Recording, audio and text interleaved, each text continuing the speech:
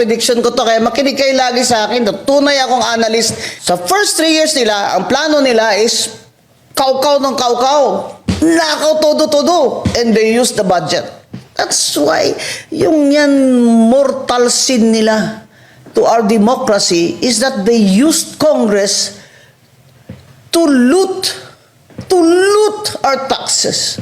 Mortal sin yan.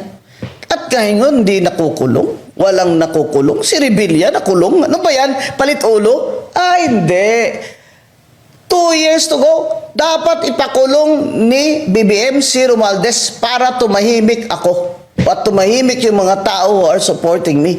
Bakit si Saldico ang binabanatan nyo? Sinasabi na ni Saldico na ang mastermind si Martin Romualdez na nagatid siya ng pera doon at kay Bongbong.